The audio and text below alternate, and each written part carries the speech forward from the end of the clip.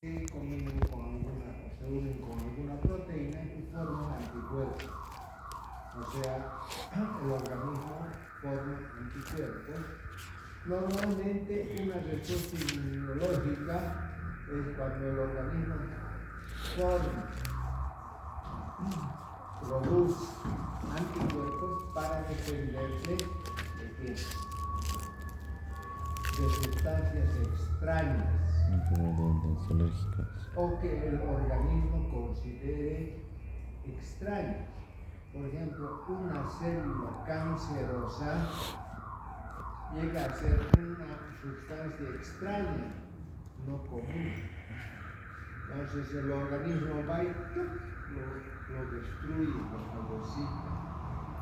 Cuando los mecanismos de defensa disminuyen mucho y no son capaces de destruir, entonces se desarrolla el cáncer. Normalmente, todos los días nosotros producimos células cancerosas. Estas células cancerosas son como digamos, cada 10.000 habitantes nace uno con trisomía, o sea, del cromosoma 21 o de cualquier cromosoma. Entonces, nace pues contrahecho, ¿verdad? En muchas sociedades, cuando nacían ese tipo de individuos, directamente los mataban, ¿no? Y los que hacían eso eran los nazis, ¿no? A los mongolitos, los con parálisis, ¿no? Los llevaban a las cámaras de gas y los mataban. Entonces, de esa manera pensaban de que no iban a haber más gente con ese tipo de anomalías, porque, bueno, en algunos casos, por ejemplo, el caso de Down, son accidentes, ni siquiera es hereditario. Padre normal, madre normal, antecedentes familiares todos normales, pero nace un Down, un accidente, pero los mataron. El organismo casi hace lo mismo, ¿no? Célula que existe, digamos, medio anómala, la destruye. Entonces, tanto extrañas endógenas o exógenas son destruidas por el sistema inmunológico. Ahora, muchas veces se va a producir esta reacción inmunológica a nivel celular, sobre todo de granulocitos, linfocitos, eosinófilos, basófilos, aquellas células productoras de histamina. Entonces ahí ya se produce un fenómeno de tipo alérgico. ¿Cuáles son las características, hemos dicho, de un fenómeno alérgico? Inflamación. No se presenta la primera administración. ¿Por qué? Porque se sensibiliza. O sea, ¿qué hace? El antígeno o el alergeno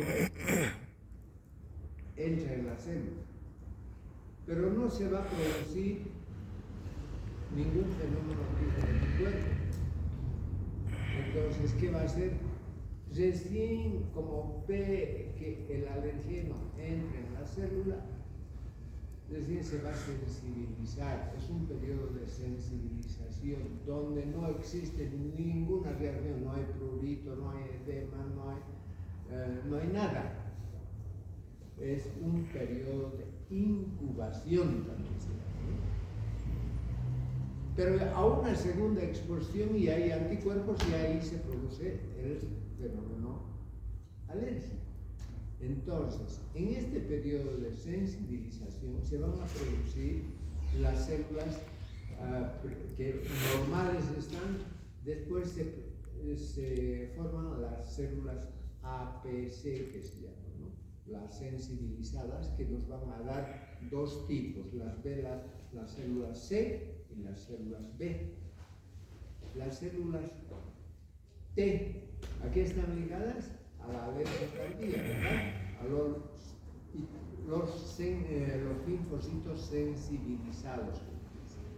Las células B son aquellas ya productoras, digamos, de histamina, que se relacionan con el complejo antígeno-anticuerpo, con el complejo antígeno-anticuerpo.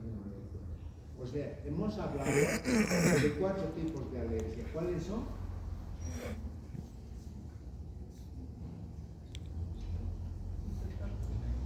La anafiláctica, la citotóxica, complejos inmunes y las ligadas a los linfocitos T. Es 4 en general, ¿verdad? Entonces, ¿qué características tiene la alergia anafiláctica?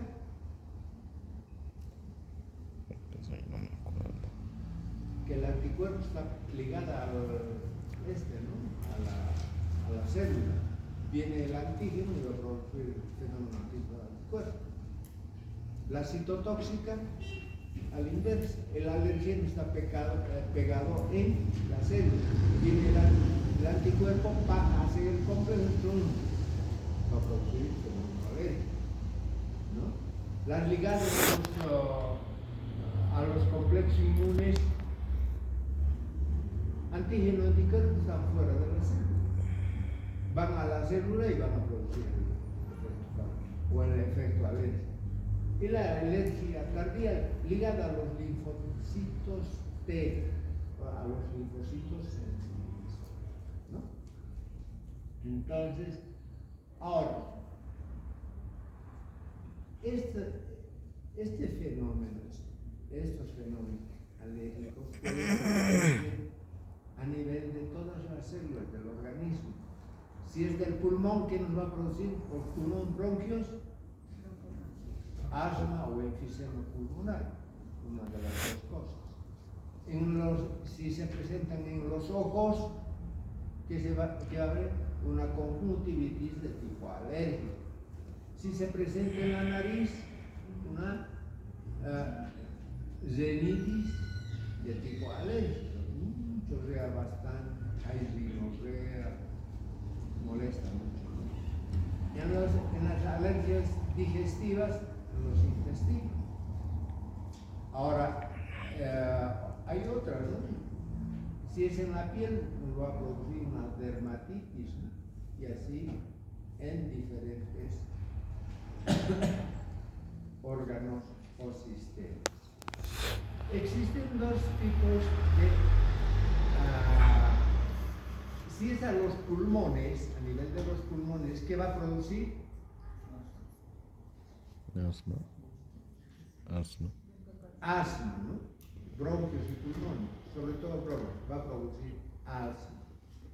Tenemos dos tipos de asma: asma intrínseca y asma extrínseca.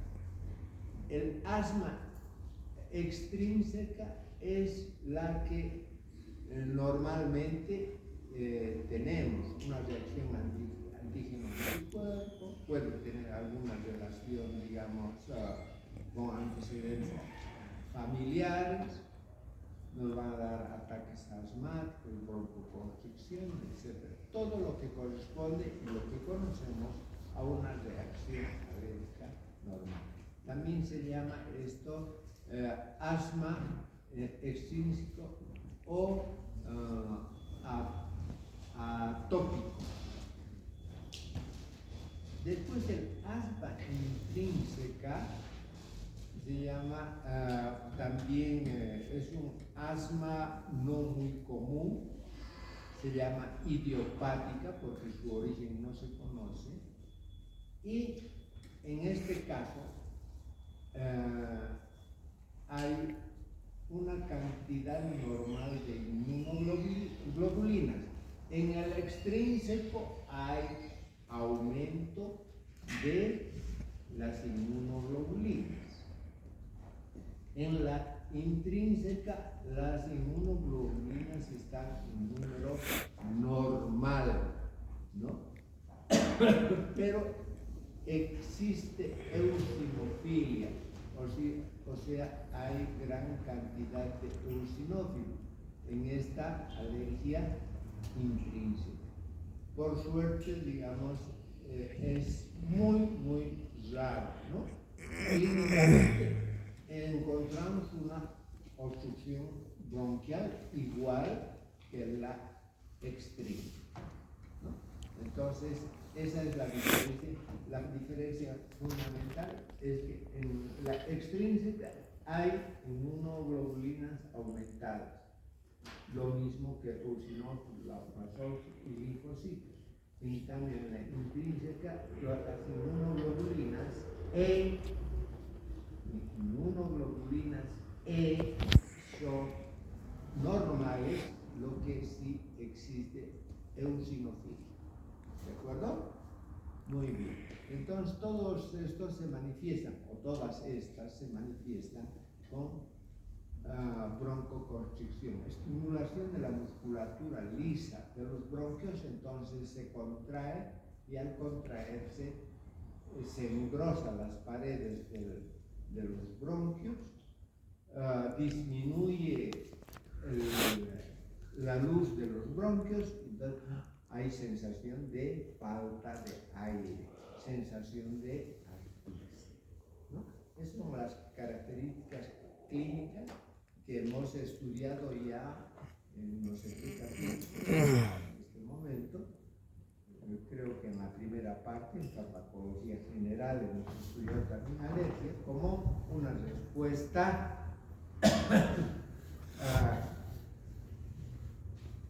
cualitativamente diferente a la normal, ¿no? Ahí hemos estudiado dos elementos que son importantes, que son la alergia 1 y la idiosincrasia, ¿no?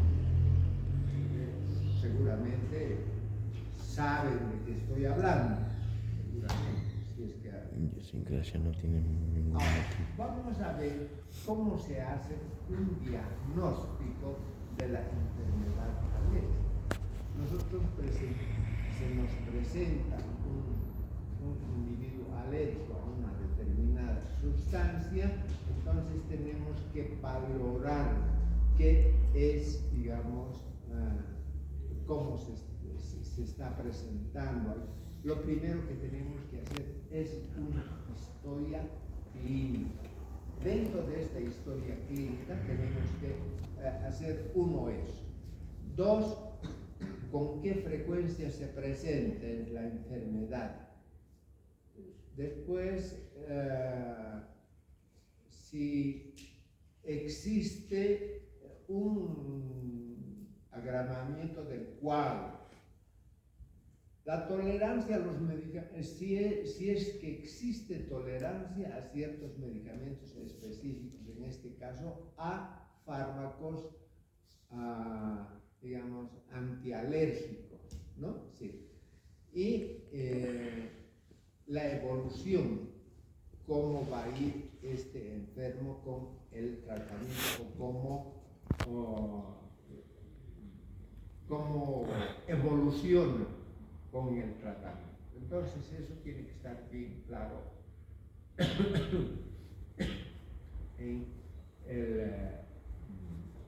en la historia clínica, ¿no? Ahora vamos a ver el tratamiento del asma. En el asma, como un fenómeno alérgico, ya les he dicho, se presenta el asma. El asma se produce por broncoconstricción, ¿no? Entonces, tenemos 4 categorías de asma. Un asma intermitente, que es, digamos, muy poquito. Un asma que es leve. Después otro asma de más o menos de una gravedad intermitente. Es asma, digamos, grave, ¿no? Tenemos esas categorías y de acuerdo a esas categorías vamos a hacer el tratamiento. ¿qué características tiene el asma intermitente? Primero, que hay crisis breves, ¿no? Puede ser menos de una vez a la semana. Dos, estas menos de 2 crisis a la semana. Primero, crisis de disnea breve, menos de una vez a la semana. 2, crisis nocturna, 2 crisis nocturnas al mes. Después, un periodo intercrítico asintomático, muy leve, no, puede ser que no se note siquiera. Incluye el asma por ejercicio. Muchas veces cuando uno hace esfuerzos puede presentar asma. Este es asma leve, ¿no? Y los valores del volumen expiratorio máximo, el BEMS, son o es más del 80%. ¿Esto qué quiere decir? Que con un pulmón normal exhalamos una cantidad de aire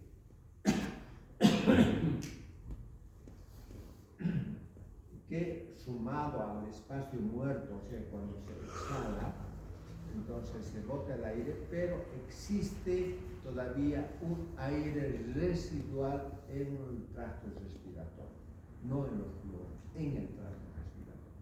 Entonces, todo ese aire corresponde al 100%. En un individuo normal corresponde al 90%, porque acá se queda, digamos, en este espacio, el espacio muerto. Entonces se queda en 10%, el 90% en el asma, en el asma leve tiene un 80%, o sea, no es muy importante. ¿De acuerdo? Ahora, ¿cuál es el tratamiento en este asma que damos? Broncodilatadores. ¿Cuáles son los broncodilatadores que hemos hablado? Antihistamina. ¿Cuáles son? Antihistamina, ¿qué podría? Los beta-adrenérgicos, adrenalina, orsiplenalina, terbutalina, los que tienen más efectos beta principalmente, pero la adrenalina es un muy buen medicamento, estamos viendo. La adrenalina tiene efectos alfa y beta. Alfa, cardioestimulante, vasoconstrictor periférico. Beta 1, alfa 2, bueno, presináptico. Beta 1, cardioestimulante, beta 2, broncodilatador, vasodilatador. Broncodilatador. Entonces, ¿de qué depende si hay broncodilatación o broncoconstricción? De que tenga efectos alfa o beta. En los bronquios hay más receptores beta, por tanto la adrenalina a ese nivel produce broncodilatación. Ahora podemos dar drogas específicas beta con efectos beta preponderantes, orsiplenamina, terbutalina, fenoterol, ¿verdad? Todo eso hemos estudiado y no sé si van a dar de eso examen ahora. ¿No? En la práctica, ¿no? ¿De qué van a dar? Mediadores locales. ¿Ah? Mediadores locales. ¿Mediadores de qué? Locales. ¿Mediadores? Locales. Mediadores locales. O sea, lo que hemos histamina prácticamente. Ya. Entonces, eso, damos broncodilatadores, adrenalina, etc. Ahora, como tenemos este tipo de asma que no es muy grave, podemos dar inhibidores de la liberación de histamina. ¿Cuáles son? El cromogliconato de sodio, el neocromil, ¿no? Entonces podemos dar cualquier tipo de esos medicamentos, ¿no? más o menos unos 10 a 20 minutos antes de hacer ejercicios, antes de la exposición. Ahora, el asma leve, que ya es un poquito más grave, pero que es leve, la otra es casi imperceptible. Y muchas veces no se nota mucho, solamente que cuando se hace algún esfuerzo se presenta, porque existe más requerimiento, de por sí está un poco disminuido la luz, entonces si hay ejercicio se presenta, ¿no? Por eso se llama también de esfuerzo físico. Entonces en el leve tenemos una crisis semanal, pero menos de una diaria, ¿no? 2. Las crisis nocturnas por lo general siempre son menos, ¿no? Entonces puede ser 2 crisis al mes. Entonces esto, digamos, con limitación de la actividad y el sueño, no es siempre, a veces, ¿no? Los valores del volumen expiratorio máximo son menos de 80, o sea, 90 casi normal, 80 asma leve, menos de 80 ya es, mejor dicho, menos de 80 ya es leve,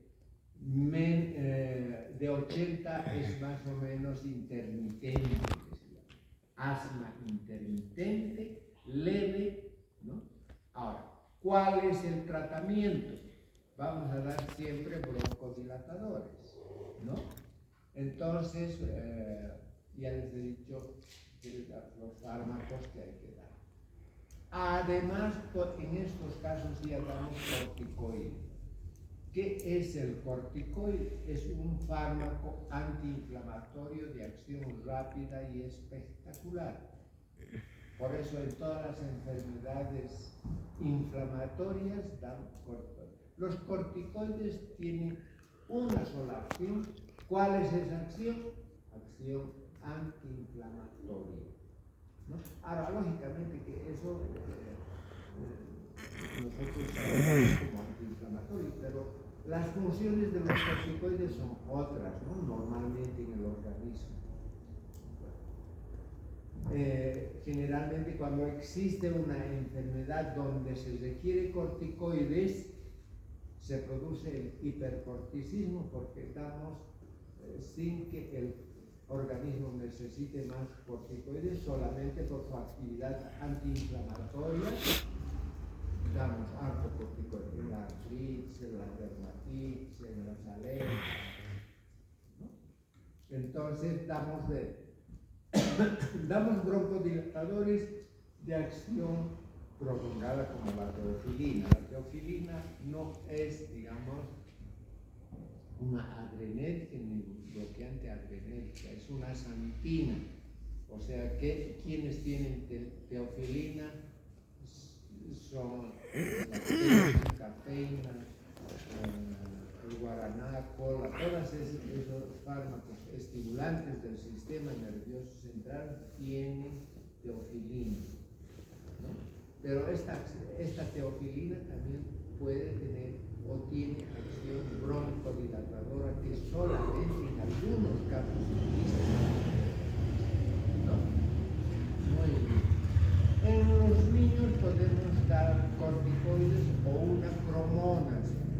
Una cromona es una sustancia que produce también broncodilatación, ¿no? Ahora bien, vamos a hablar de asma persistente moderado, o sea, vamos a entrar cada vez más grave. Los síntomas son continuos, ¿no? Puede ser incluso diario, más una crisis nocturna por semana. Limita las actividades del sueño y los valores de BENS, o el volumen expiratorio máximo. BEM sería, ¿no? Entonces, del BEM son del 60 al 80%. O sea, ya estamos entrando en un 60%, en una deficiencia de aire bastante considerable, ¿no? Entonces ya hay una sensación ahí de asfixia. Entonces, ¿cuál es el tratamiento? Corticoides en forma inhalatoria. Ustedes han debido ver a los niños muchas veces tienen sus sprays, ¿no?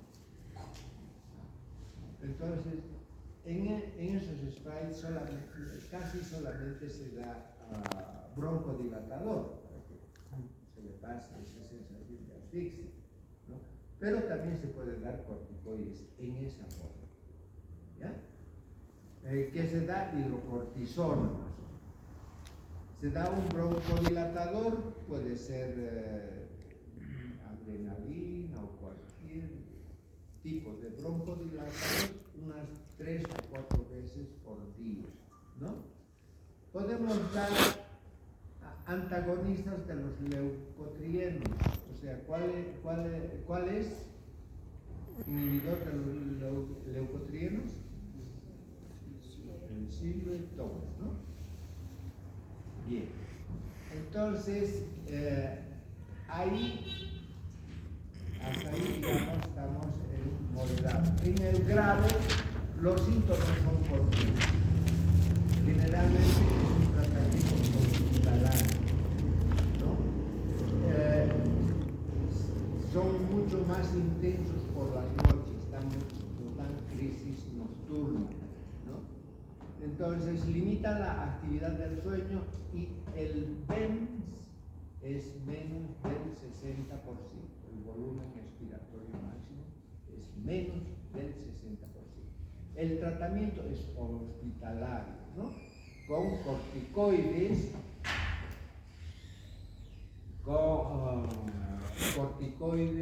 después fármacos broncodilatadores como los beta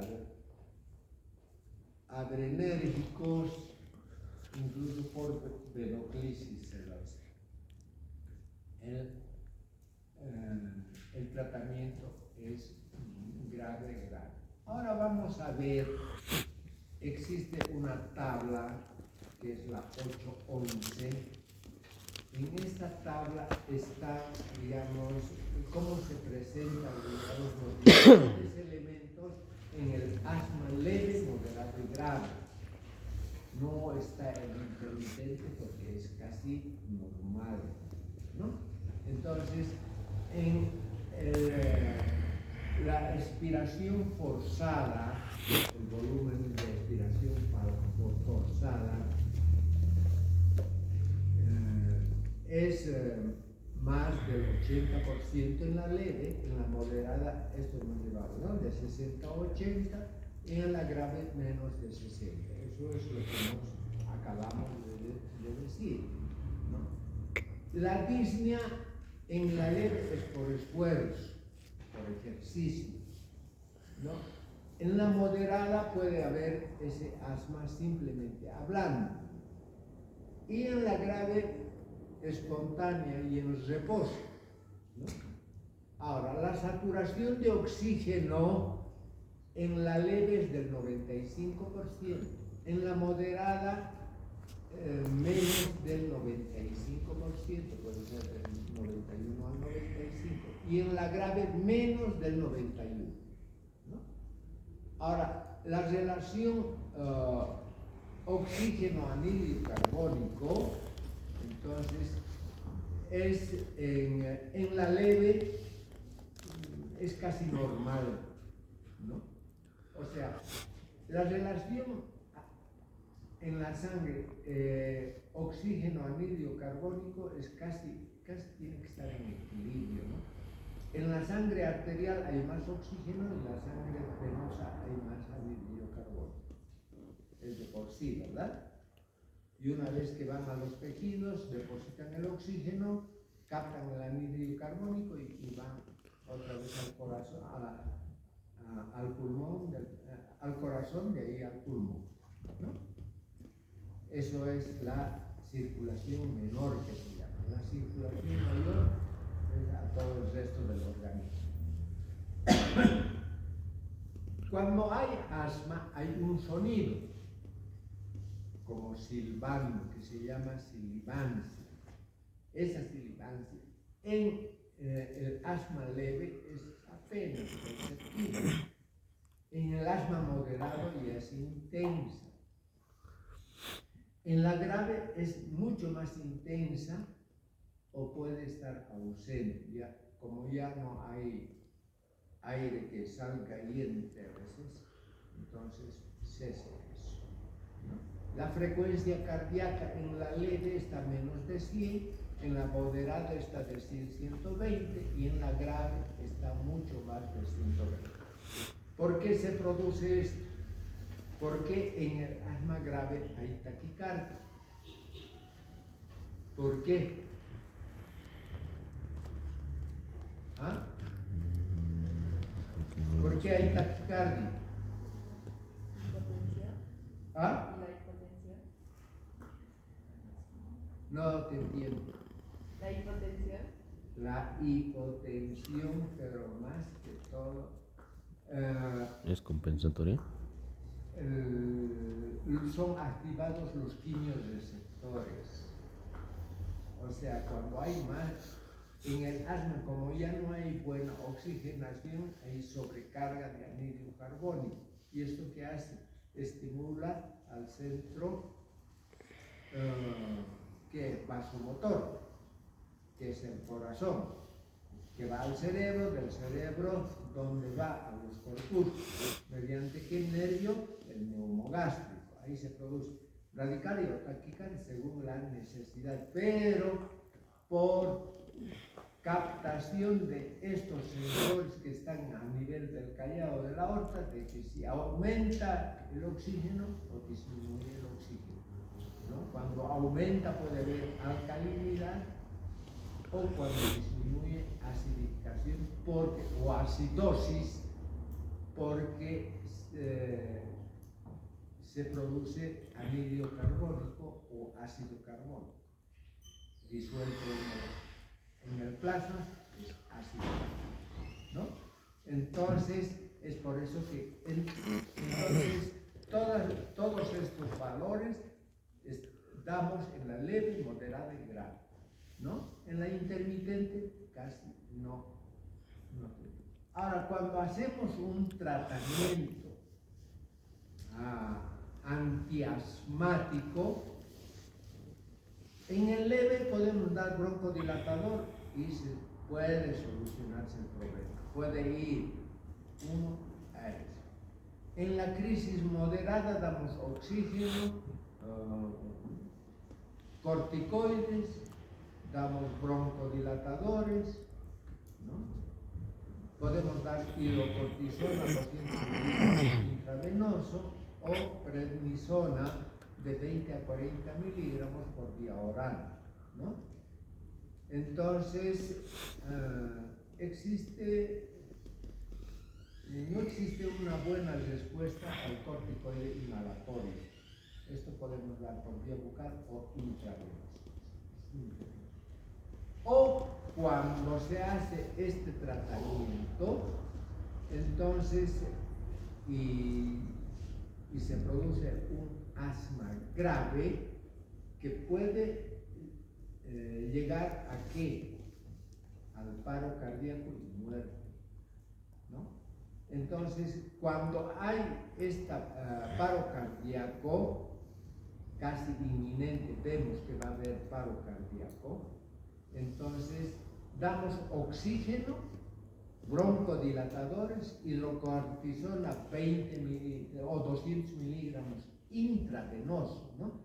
Y lo llevamos a terapia intensiva o terapia intermedia. O sea, quiere decir que está grave, ¿no? O sea, lo internamos en el hospital. Ahora, después de estos tratamientos, se tiene que hacer una valoración, ¿no? Entonces, si hay una buena respuesta, continuamos con corticoides, más o menos 40 miligramos puede ser, digamos, durante 10 días, corticoides inhalatorios y broncodilatadores de larga duración o beta-adrenérgicos de larga duración. ¿Cuáles son los de larga duración? La orciprenalina, la terbutalina, son de mayor duración y tienen efectos únicamente o casi exclusivamente beta, ¿no? Entonces, y hacemos controles periódicos, ¿no? Pero si no se tiene el resultado, se hospitaliza al paciente, se le da oxígeno, se le da salbutamol, hipertropio, ¿no? Hidrocortisona, 200 miligramos. Los corticoides, ya les he dicho, tienen acción antiinflamatoria muy espectacular. Únicamente tienen acción antiinflamatoria, les vuelvo a repetir, ¿no? Ahora en el organismo ya tienen otras acciones normales, ¿no? Podemos dar otro, o hidrocortisona o prednisona, ambos son corticoides. Hidrocortisona podemos dar por vía intravenosa 200 miligramos en caso, digamos, de que esté grave. O prednisona de 20 o 40 por vía. Después podemos dar, digamos, electrolitos más, sodio, calcio, magnesio, sobre todo magnesio, ¿no? Ahora, la teofilina, lo que les decía, no es un fármaco, digamos, tiene acción broncodilatadora, pero su mecanismo es otro, no es, digamos, una acción sobre los receptores beta ni nada por el estilo. Tiene otro mecanismo de acción que es la inhibición del ANP, ¿no? O sea, el ANP es el cíclico, es una enzima que es del adenosín monofosfato, que es la parte inicial o formadora del adenosín trifosfato, o parte del metabolismo del adenosín trifosfato se transforma en ácido monofosfato por acción de la monofosfato ciclasa. La teofilina aumenta la AMP cíclico que va a tener una acción broncodilatadora y va a producir un bloqueo de los receptores de adenosina. Como les digo, es un mecanismo totalmente diferente a los broncodilatadores, ¿no? Pero este mecanismo de acción que les estoy citando no es, ¿cómo les diría? No está muy claro. Podemos decir que se supone que está haciendo esta acción, que está produciendo, ¿no? Se supone. Pero a ciencia cierta es difícil decir. Ahora, ¿cuáles son las reacciones adversas de la teofilina? Puede producir náuseas, vómitos, diarrea, puede producir nerviosismo, cefalea, etc., ¿no? Cuando la concentración sérica es entre 25 miligramos a 35 miligramos, ¿no? Entonces, la dosis tóxica es por encima de los 35 milímetros, ¿no? Hay taquicardia, extrasístole, hemorragia gastrointestinal, etc. Precauciones y contraindicaciones en la insuficiencia cardíaca, en las arritmias, ¿no? Entonces, en las gastritis, hipertrofia prostática, son, digamos, precauciones y contraindicaciones. Interacción medicamentosa, entonces, tiene una acción simultánea con los beta bloqueadores.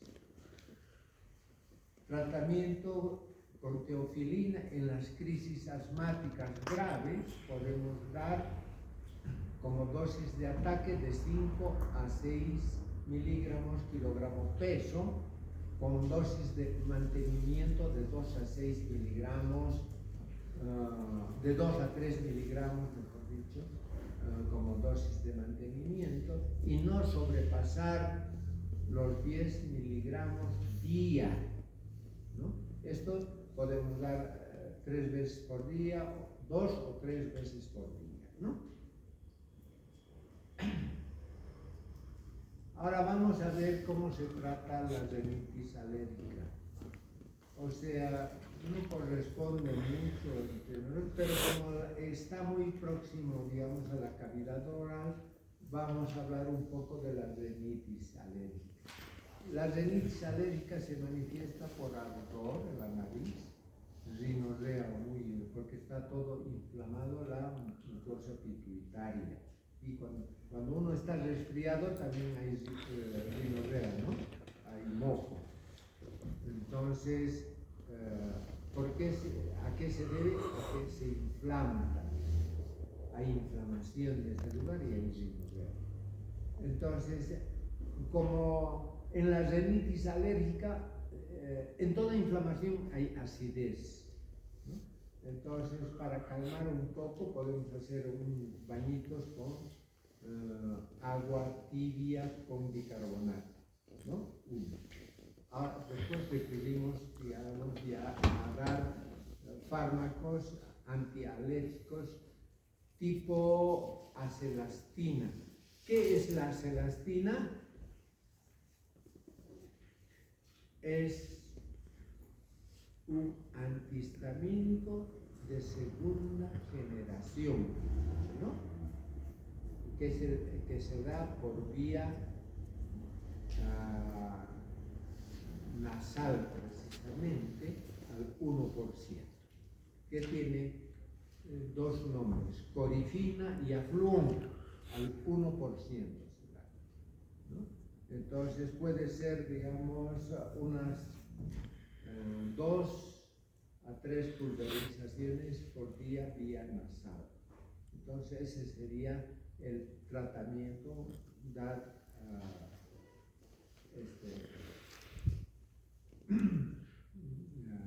antihistamínicos, ¿no? Ahora, en el choque anafiláctico, ¿qué es choque anafiláctico? Tratamiento del choque anafiláctico. Es cuando tenemos una reacción alérgica grave y se produce pérdida de la conciencia que puede conducir a la muerte. Eso es un choque anafiláctico, ¿no? Entonces, dentro de lo que es el choque anafiláctico, ¿qué hacemos? Primero hacemos una evaluación en qué grado está este choque anafiláctico. ¿Qué características tiene? O sea, tenemos que ver en qué grado de coma se encuentra este paciente. Ahora, para eso recurrimos a la escala de Glasgow. Dentro de esta escala de Glasgow, cuando tiene una puntuación de 3, quiere decir que está sumamente grave. Cuando tiene una puntuación de 15, quiere decir que está bien paciente, ¿no? Dentro de este choque anafiláctico está leve. Ahora, ¿cómo se hace la valoración? Vemos apertura ocular, ¿no? Cuando el ojo está cerrado y no responde a ningún reflejo, se pone 1. Cuando hay respuesta verbal respuesta verbal, tú le dices, levanta la mano, cómo te llamas, dónde vives, etcétera, etcétera, y no responde nada, se le pone 1. Y la respuesta motora, o sea, sobre todo refleja el dolor, cuando se le aprieta, se le hace doler, se le aprieta la clavícula, el ángulo de la mandíbula, etc. Son puntos dolorosos. Cuando se aprieta ahí, entonces se produce dolor. Entonces hay cierto movimiento, se da cierta puntuación. Pero si no tiene ninguna respuesta, se pone 1 también. Entonces, dentro que es la apertura ocular, la respuesta verbal y la respuesta motora, entonces 1 es 3. Quiere decir que este paciente está grave.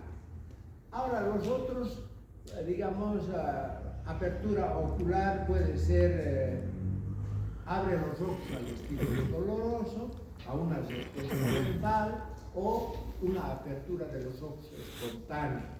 Entonces se da puntuación de 2 o 3. En la respuesta verbal emite algunos sonidos, es inapropiada, es confusa y es orientada. Entonces, de acuerdo a esto se da una puntuación: 2, 3, 4 o 5, ¿no? Y respuesta motora, extensión. Cuando está así extendido, ¿qué quiere decir? Cuando hemos matado al cobayo y hecho así, ¿qué quiere decir? Que se estira.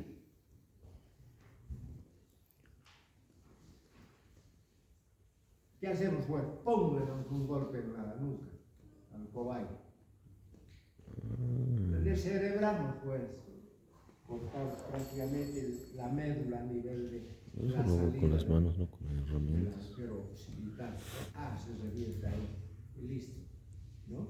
Entonces, cuando existe hiperextensión muy parecida a la descerebración, se da 2. Si existe flexión, se da 3. Si retira el estímulo doloroso, si le pincho, han visto cuando le pinchaba en el pie al cobayo, sí, esto, ¿no? Se da 4, ¿no? Y cuando se le dice, a ver, levanta tu mano, levanta. Entonces, o responde, digamos, a órdenes, se le pone una puntuación de 6. Todo esto sumado tiene que tener más o menos una escala del 1 al 15, digamos, escalas intermedias, ¿no?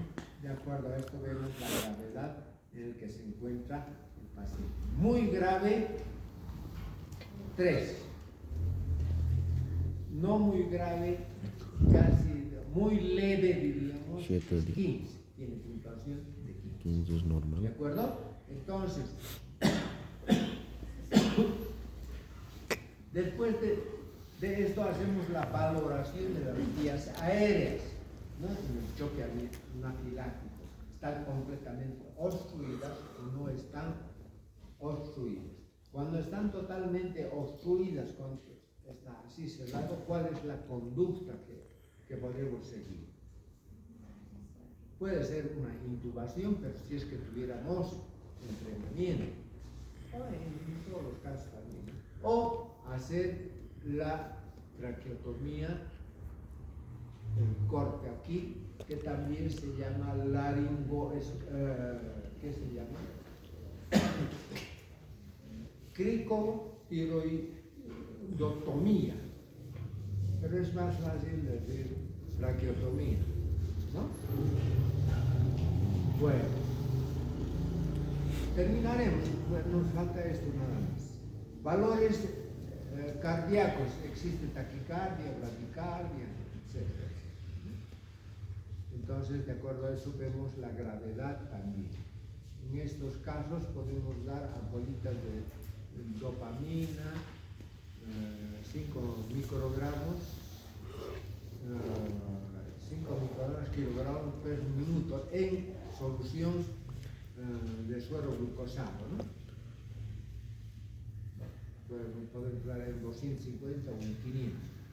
Control de la exposición al alergeno, o sea que si es alérgico al polen lo vamos a sacar de ese lugar donde hay, sobre todo en el inicio de la primavera, ¿no? Administración de fármacos podemos dar por vía intramuscular, subcutánea, adrenalina, podemos dar corticoides, más o menos en las dosis indicadas. Tratamiento de la dermatitis, se da corticoides, hay pomadas de corticoides, hay cremas, hay todo. No tiene mayor significación, digamos, el tratamiento de la dermatitis, pero sí, digamos, podemos dar sobre todo humectantes corticoides.